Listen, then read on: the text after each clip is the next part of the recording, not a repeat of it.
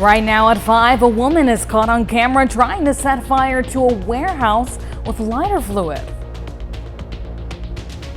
And we've got warm and windy conditions across the area, which could also lead to increased fire dangers. We're going to have a look at your forecast coming up. Plus, a TV news anchor makes an emotional plea for her missing mother's safe return. The 4 states' most watched news starts now.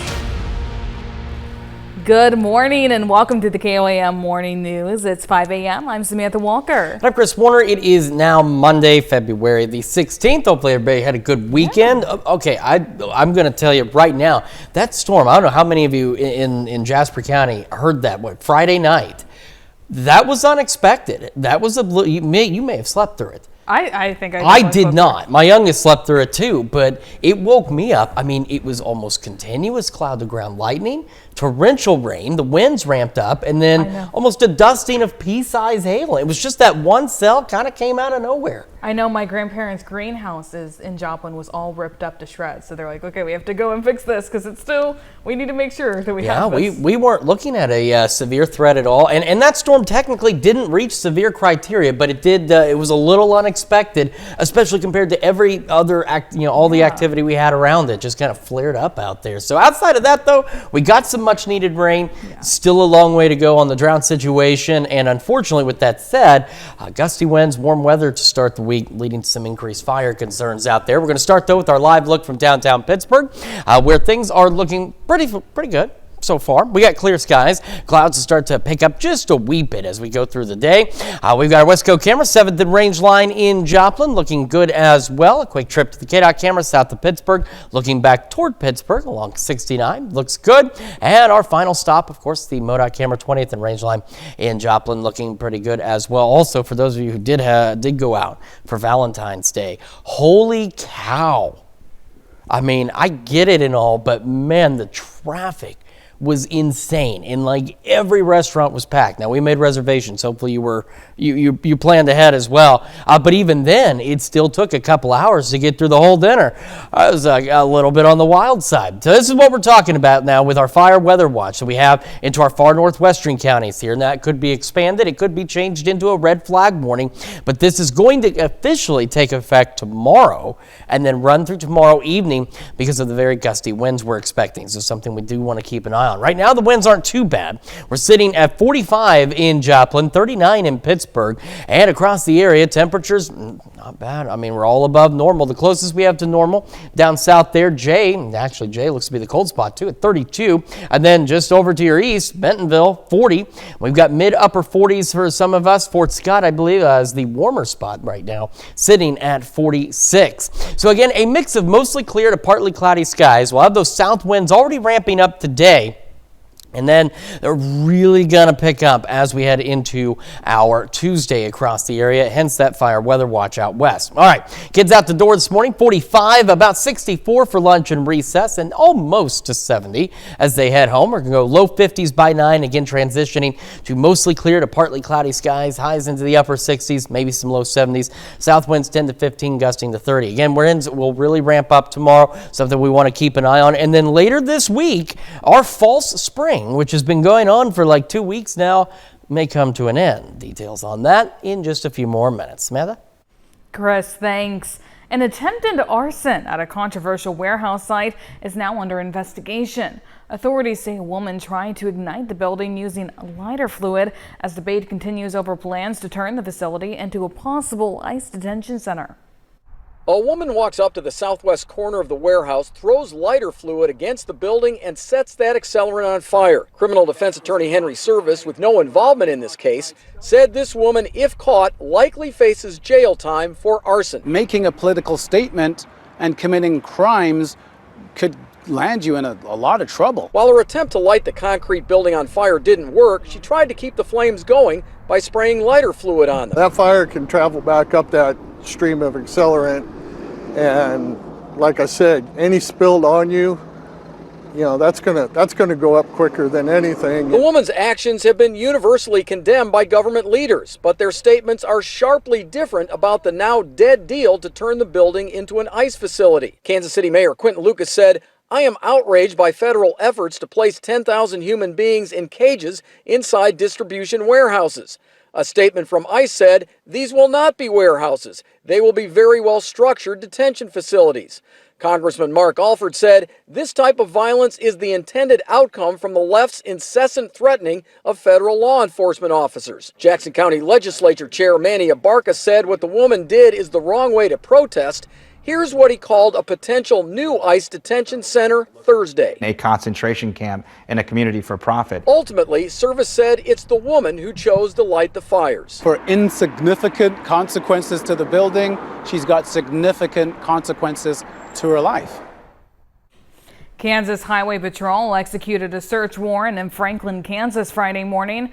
According to the Crawford County Sheriff's Office, the warrant stemmed from an ongoing stolen property investigation.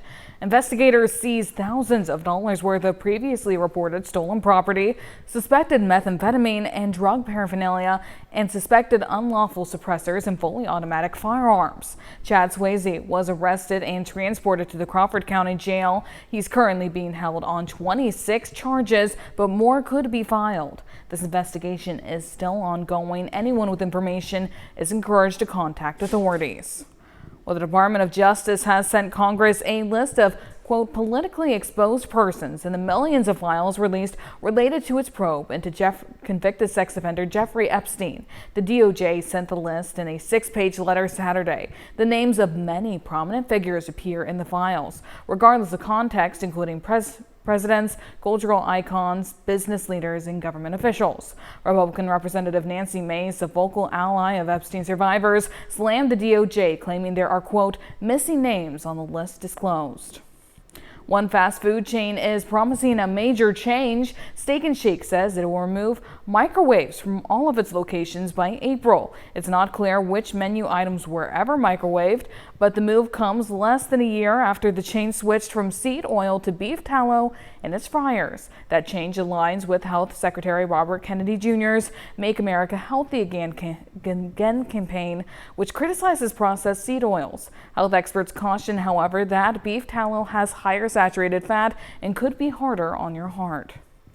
It's now been more than 2 weeks since Nancy Guthrie was reported missing.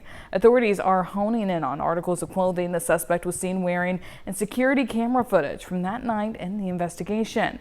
Today's show host Savannah Guthrie has posted a new video with a message for the person holding her mother. CBS News' Bradley Blackburn has more from New York.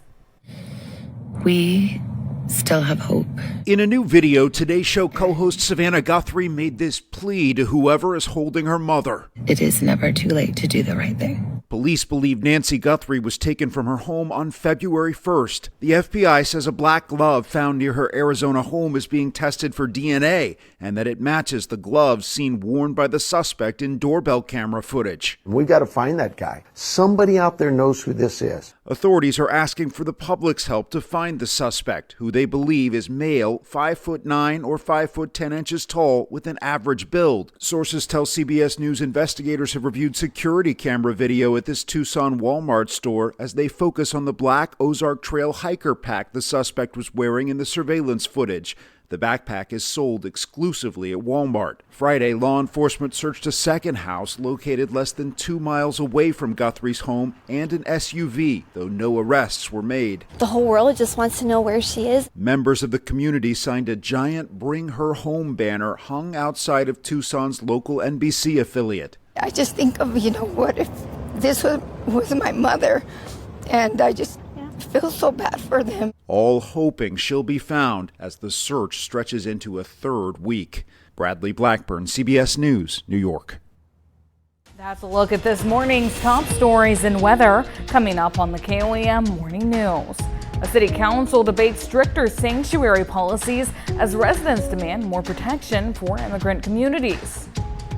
And gusty winds with colder temps on the way. Chris has a look at your weekly forecast. You're watching the KOAM Morning News. We'll be right back.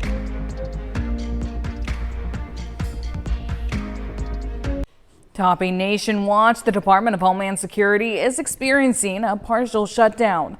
This comes after Congress couldn't agree on a plan to fund the agency before Friday's deadline. Most Homeland Security workers will stay on the job, but many won't receive pay until funding is restored. It's the last federal agency still waiting on funding for the rest of the 2026 budget year, which runs through the end of September. The public will likely won't notice much impact from this partial shutdown. Other parts of the federal government will remain open. Well, Beaverton city leaders and residents are weighing how far local police should go in monitoring federal immigration agents. Questions over legality and safety are sparking debate as officials consider stricter sanctuary city policies while ensuring officers aren't put in harm's way.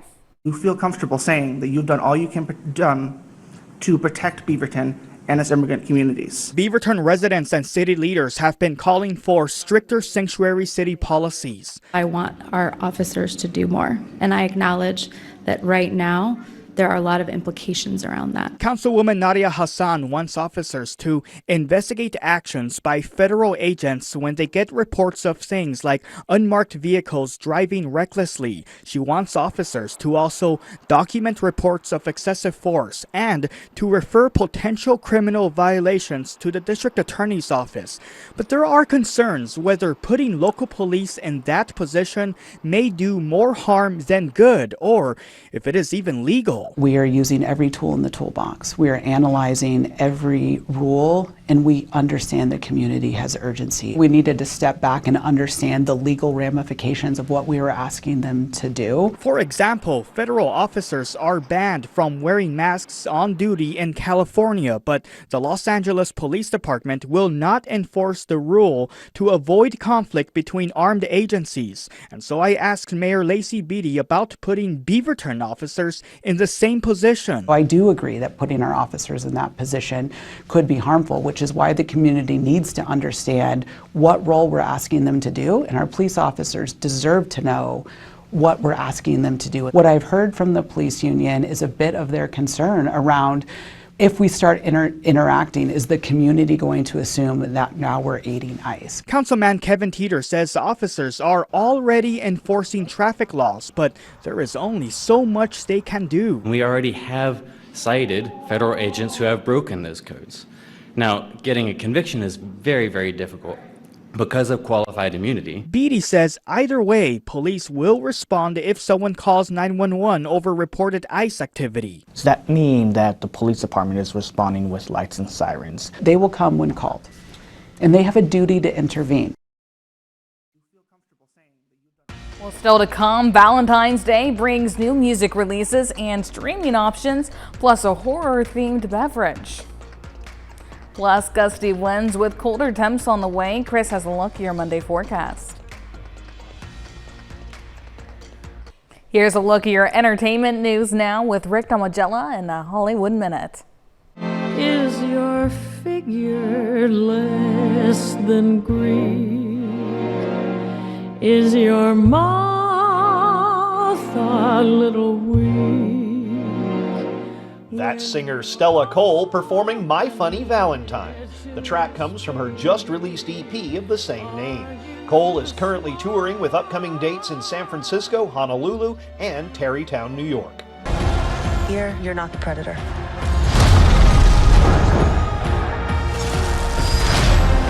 You're the prey. A sci-fi hit heads to streaming.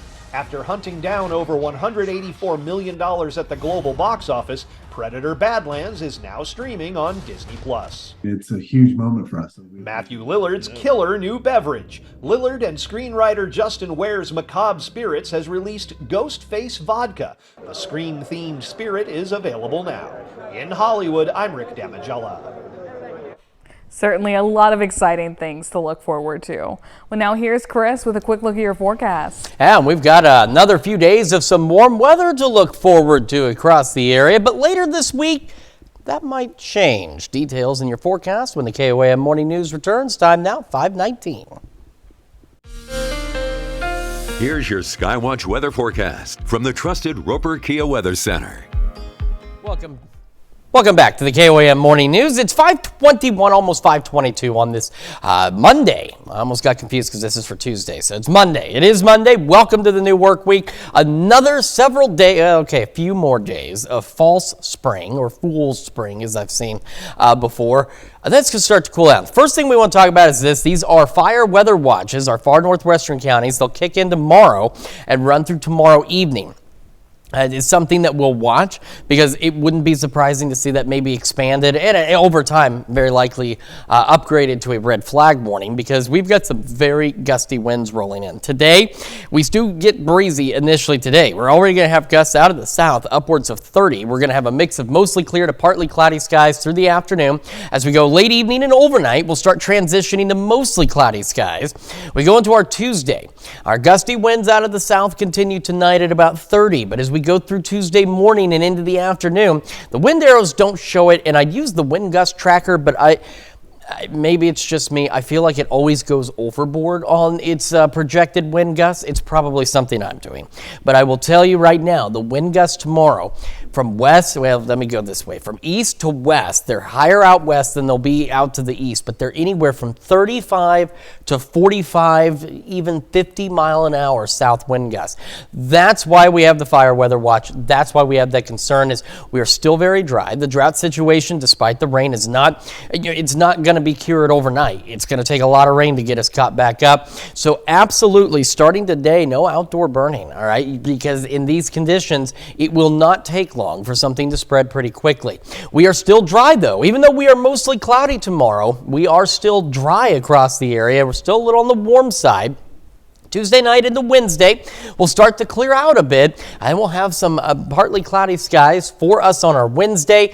Still maybe a little breezy to start, and we could see those southwest winds pick up a bit, but shouldn't be as windy Wednesday as we will be tomorrow. As for this morning, though, again, the winds will start picking up out of the south, gusting upwards of 30 for most of us. Upper 40s to start our day, and about 60 by 11. Today, not bad. Upper 60s, low 70s down south, and we'll have, again, mostly clear, partly cloudy skies. South winds sustained into 15, again with the gust to 30. Those winds remain pretty constant overnight tonight in terms of, let me say, not constant, consistent in their numbers there. We've got these partly cloudy skies through the evening, mid-50s by 10, and mild tonight as the clouds increase, back down in the low 50s. Over the next few days, again, our fool's spring continues. About 70 tomorrow, low 70s Wednesday. Thursday, though, we got ourselves a cold front.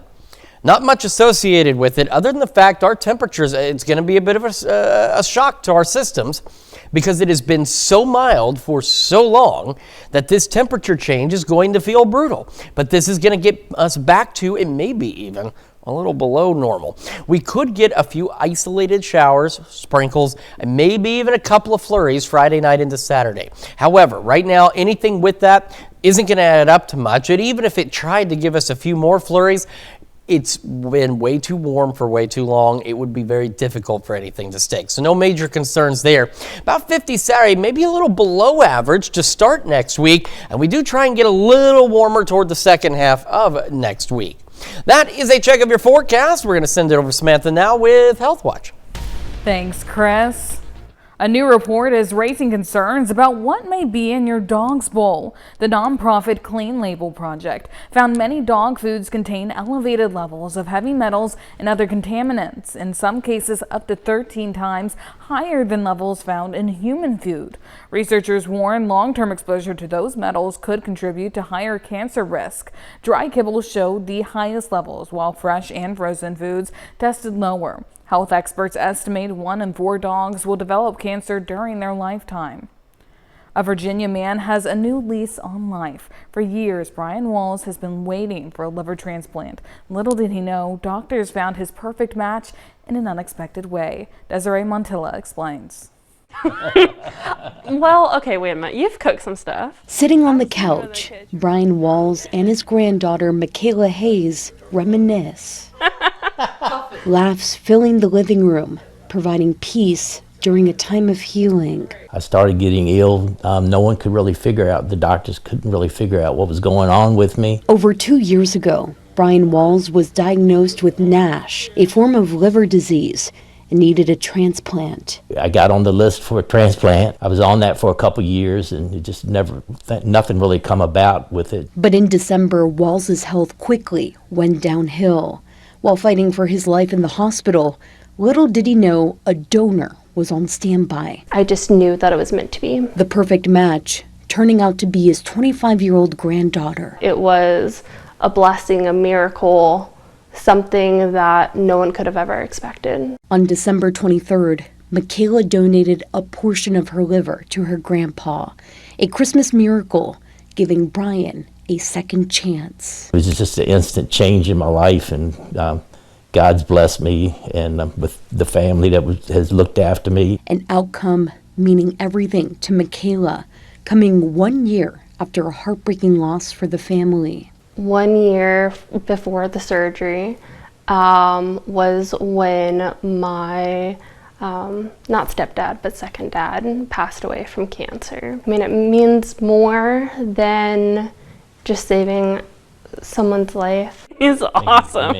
As Brian recovers, he encourages everyone to see if they could be a living donor, to give the gift of life. You never know when someone's in need and can't get a transplant, either liver or kidney or whatever the case may be. That's a look at some of today's top health stories. We'll be right back. Right now at 5:30, a Joplin native and famous poet is honored on what would have been his 125th birthday. And our temperatures continue to stay warm. Winds picking up today into tomorrow. Look at your forecast coming up. Plus, as spring arrives, hibernating wildlife is starting to wake up, and some might be closer to home than you think. The 4 states' most watched news starts now. Good morning and welcome to the KOAM Morning News. It's 5:31. I'm Samantha Walker. I'm Chris Warner. It is Monday, February the 16th. Happy Monday, everybody. Hopefully you had a good weekend. Yeah, I mean, it was a lovely weekend overall. Saturday was all right. A little dreary, some showers here and there. Like I said, too, Friday night, that storm, man, that just came out of nowhere. I slept through it, but I think it's because I always sleep really well through rain and thunderstorms, and it's just okay, now is my time, deep sleep. My youngest, he slept through it too, right? I mean, he could sleep through a nuclear war, I think, because the hail was coming down. We got a dusting of pea-sized hail. It was really coming down out there, but that was the worst that we saw. It was a little unexpected. I told you all we weren't expecting anything severe, but that little cell just flared right up and got its act together in a hurry. Thankfully, nothing else too crazy, and now our weather's returned to the nice warm situation we've had. Pretty decent yesterday. Great day to get out for a few minutes because I'm a homebody. I like staying inside sometimes. But you're going to want to get out because before too much longer, it's going to get chilly again. Let's start, though, with our live look from downtown Pittsburgh because we got to get from here to there, and we still do have a few more days of this nice warm weather out there, and that looks pretty good. Clear skies so far. Same from the Westco camera, 7th and Range line in Joplin. Heading over to the KDOT camera south of Pittsburgh, looking back north. Looks good. And, of course, our final stop, the MoDOT camera, 20th and Range line. These roads considerably more empty than where they were. If you were heading out, like I said earlier, Valentine's Day, holy cow.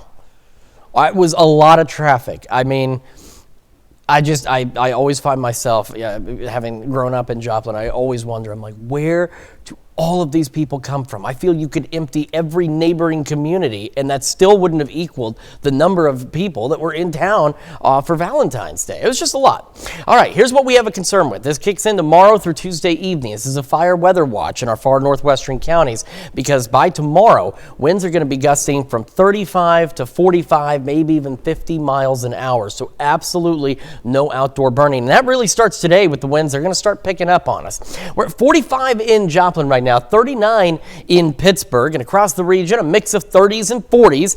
We've got upper 30s and low to mid 40s out there. Now, Jay looks to still be the cold spot sitting at 32. And then as we look around Fort Scott, still the warm spot at 46, but in all cases, above average. Of course, Jay, a little closer to normal. We should be in the upper 20s, but everybody else pretty well above average. Today, again, gusty south winds and a mix of mostly clear to partly cloudy skies. We're otherwise going to be dry out there. Kids out the door this morning. We're about to, it just dawned on me. My child is here. There's a reason my child is here. There's no school today, is there? I mean, that's why he's with me this morning. Okay, forget that. Well, that's a good look at temperatures. I'll take that. It is Monday, man. I wasn't feeling well on Friday, and I started to get a little better over the weekend, so I'm still not with. My kid's here. Oh my gosh. All right. Low 50s by 9 o'clock, mid 60s by noon. Our highs today, upper 60s, low 70s, and again, south winds gusting to 30. I'm going to consume that entire cup of coffee in about a minute. I will have everything back together for you, and we'll talk about the cold weather on the way this week here in just a few more minutes. Samantha? Chris, thanks. Yesterday, the Langston Hughes Cultural Society hosted a birthday celebration honoring the Joplin native. The event was held at the Mini Hackney Community Service Center and marked what would have been the prolific poet's 125th birthday. Joplin Mayor Keenan Cortez presented a proclamation, and a representative on behalf of State Senator Joe Carter delivered a resolution that will later be read on the floor of the Missouri Capitol. Organizers say celebrating Hughes is also about inspiring the next generation to reconnect with poetry and the written word. Neosho's Bright Futures held its bowling tournament yesterday at Edgewood Bowling Alley, welcoming teams of all ages to compete.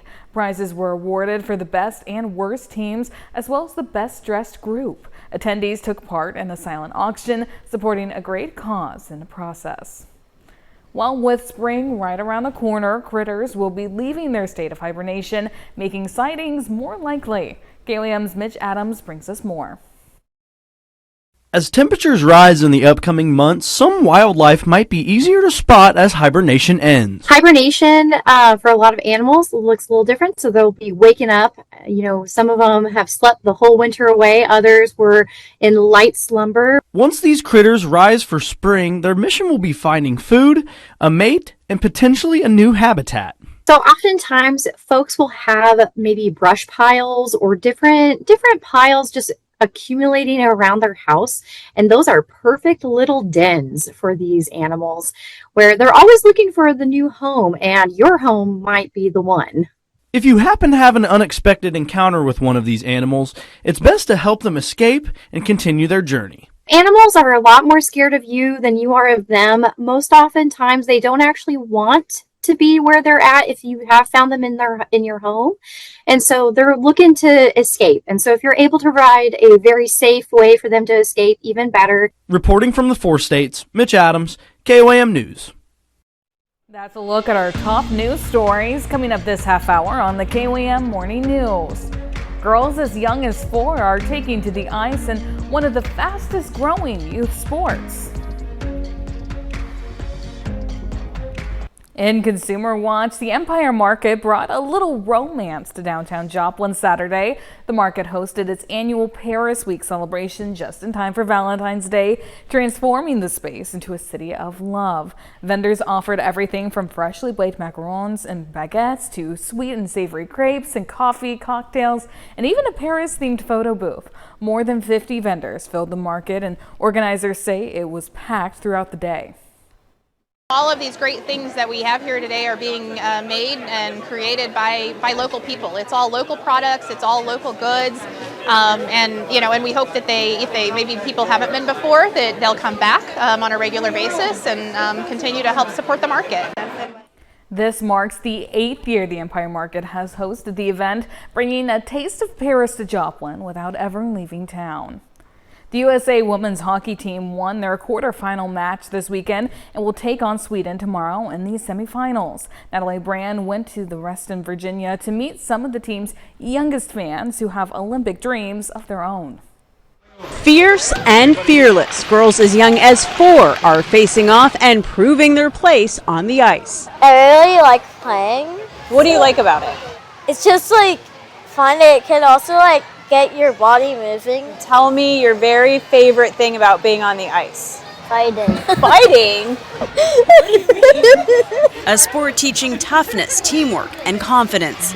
The swagger these little girls have when they come off the ice. Carrie Walker on the Reston Raiders Board of Directors is a hockey mom of 5. It's tough out there. My older daughter just played a varsity game and got knocked down pretty hard, and you could see her just shake, get back up, and continue on her way. So it's a tough sport, but it really gives this level of resiliency to the kids. Walker says this hockey team has seen a 50% increase in girls' participation in recent years. USA Hockey says nationwide the number has surged 65% over the past 15 seasons, making it one of the fastest growing youth sports in the country. Why should girls play hockey? So they can learn how to skate. Sometimes I kind of do the things on the ice that I don't know how to do. Like what? Like flipping the puck in the air. I can learn to jump on the ice without falling. I learned firsthand it's probably best to start young. So you shake it like that? Like 8-year-old Charlotte Carbo. You need like 2 hands on a stick. These ladies skated circles around me. I don't think I'm making the Olympic team or any sort of team. Ah! Raise your hand if you think you're going to play when you're older too. Of course. With hopes of one day maybe chasing after Olympic gold of their own. Natalie Brand, CBS News, Reston, Virginia. That's it for Consumer Watch. And now here's Chris with a quick look at your forecast. Yeah, again today, another very warm day for us. Windy as well, even breezier tomorrow. We're going to break it all down for you when the KOAM Morning News returns. Time now, 5:43. More U.S. agriculture could soon be going overseas. An update on a new trade deal in today's Ag Day Minute. I'm Clinton Griffiths with today's Ag Day Minute. The U.S. and Taiwan have finalized a trade deal that includes U.S. ag. The agreement could cut tariffs, boost market access for American products in Asia, and channel billions of dollars into U.S. energy and technology projects. Now, under the terms of the deal, Taiwan pledged to purchase more than $44 billion worth of liquefied natural gas and crude oil from the U.S. and open its market further to American goods. That includes beef, dairy, pork, and wheat. Ag equipment maker John Deere says it's recalling more workers. It says due to a recent uptick in demand for certain high horsepower tractors, it's evaluating production needs month by month and says it's adding 140 employees at its Waterloo operations. Now, last month it was announced it was returning 99 workers to their jobs in Iowa, impacting both its Davenport Works and Dubuque facilities. And a recall of frozen tater tots is being expanded. The FDA now saying about 648,000 pounds of product are impacted. The recall now includes bulk tater tots produced by McCain Foods in Idaho. It expands on an earlier voluntary recall last month involving Ore-Ida tater tots and Cisco Imperial potato tater barrels. The FDA says the products may contain clear hard plastic fragments. So far, there are no confirmed injuries. For more Ag News, watch Ag Day weekdays on the station or get updates over at agweb.com.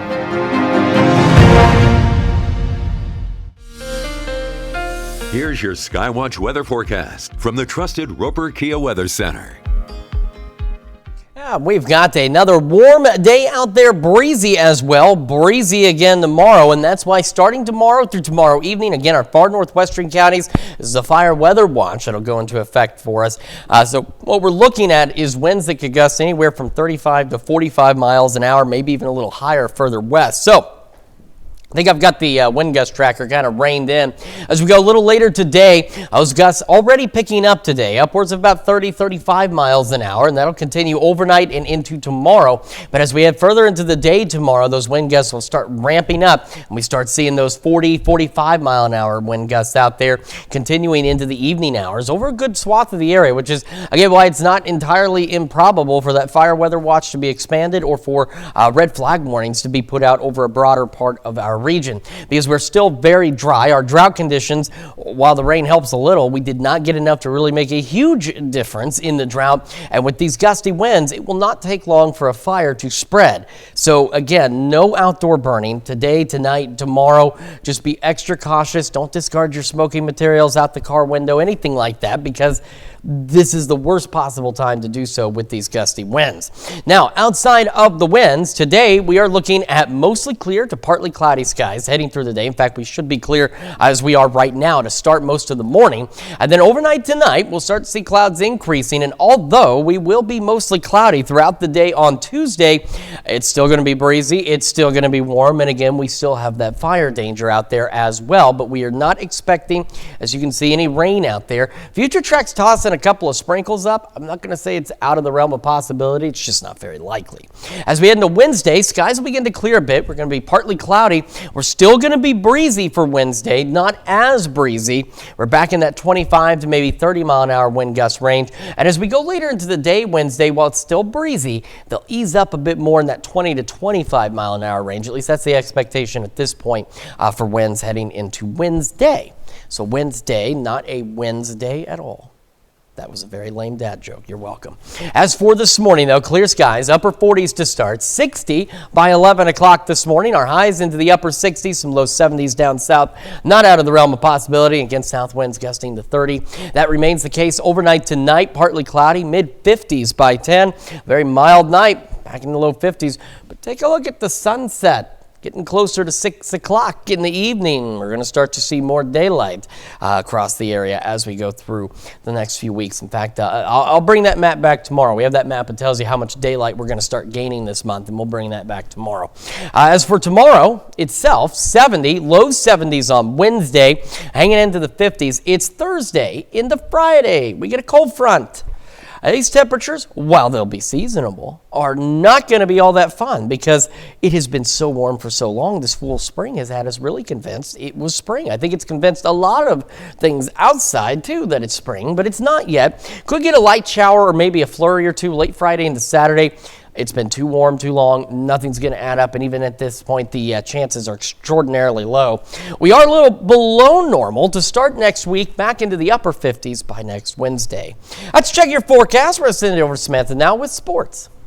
Thanks, Chris. Today in sports, Missouri Southern and Pitt State continued their baseball seasons this weekend. In Joplin, Missouri Southern baseball beats McKendree for the second time this weekend, taking an 8-2 win. The Lions took control in the second inning when 2 runs scored on a passed ball and an errant throw, making it 2-1. MSSU then added 4 more runs in the third with walks and RBI singles, Rush pushing the lead to 6-1. Strong pitching and defense carried the Lions the rest of the way as they closed out the 8-2 victory. PSU takes on Maryville in Game 2 of the doubleheader. Looking to complete the weekend sweep, Elijah Seitz sets the tone on the mound, throwing 4 scoreless innings for the Gorillas. Jade McNeely reaches on an infield hit, steals 2 bases, then scores on Eric Bacon. RBI single before Dagan Brewer launches a 2-run homer to left to make it 3-0. Pittsburgh State pours on 7 more runs and closes out a 10-0 win over Maryville, their 10th straight victory to start the season. MSSU softball also continued its season this weekend. The Lions first took down Southeastern Oklahoma State University 6-5 before having another nail-biter in the afternoon against Harding University, where MSSU took down the Bison 10-9. Over on the gridiron, a local high school football coach is receiving a high honor from the Kansas Football Coaches Association. Fort Scott's Bob Campbell is one of the inductees for the association's 2026 Hall of Fame class. Coach Campbell was with the Tigers for a total of 23 years over 2 stints. He totaled 186 wins and 63 losses while winning 2 state championships in 1996 and 2000. Back over in Missouri, the Diamond High School Wildcats have announced a new coach change to their football staff after last season. The high school announced that Brad Hoker will become the head coach of Wildcats football on Friday. The new man at the helm has 21 years of experience at Pierce City High School and looks to help Diamond improve on their 1-win and 9-loss season in 2025. That's it for sports. We'll be right back. Saturday, more than 100 people participated in the Law Enforcement Torch Run Polar Plunge for Special Olympics Kansas. The Torch Run Polar Plunge is a 20-year tradition and held again at the Crimson Villa Apartments. Teams from all over raise funds in advance, promising to those donating they will take the polar plunge into the 46-degree waters. The program has grown immensely over the years. This is an awesome event, knowing that when we started this event we raised $200 and now we're up over $30,000, and seeing that the first time we plunged we had like 15 people, now we have over 100 plungers, we have numerous teams, businesses, sponsors. It's pretty awesome. The money raised stays local in Southeast Kansas to fund Special Olympics events and also to send athletes to the state Summer Games event in June in Wichita. And we've got a very spring-like day as Fool Spring continues. That's what it's called, and because it's called that because despite how long it's been warm, it is going to come to an end. And it will get chilly again. Seasonably chilly, but chilly nonetheless. Clear skies to start, near 50 by 8 and about 60 by 11 o'clock this morning. Our highs today into the upper 60s, some low 70s down south, and we'll have a mix of mostly clear to partly cloudy skies. Breezy though, south winds 10 to 15, gusting to 30. Those winds remain the same as we head into the overnight hours, partly cloudy through the evening, mid 50s, clouds increasing overnight, dropping back into the low 50s. And as I mentioned, we do have that fire weather watch in our far northwestern counties tomorrow, starting in the morning, running through the evening, because we're going to have winds gusting anywhere from 35 to 45 miles an hour, maybe a bit higher. So absolutely no outdoor burning today, tonight, tomorrow, or even into Wednesday. Right now, it still looks to be breezy Wednesday, but it does also seem as though those winds might ease up by late Wednesday. At least that's our hope. We'll be about 70 tomorrow, low 70s Wednesday. Thursday is when our Fool Spring, as you can see, comes to a close. A cold front rolls in. We drop back into low 30s, and we're still above average with those low 30s. Friday, normal. Upper 40s. We could get a brief shower or a little bit of a flurry late Friday into Saturday. It's not going to add up to much if we see anything at all. As you can see right now, those chances extremely low. We're a little below normal for Sunday and Monday, and then back above normal again, near 60 by next Wednesday. Let's check your forecast. Another hour of the KOAM Morning News right after this.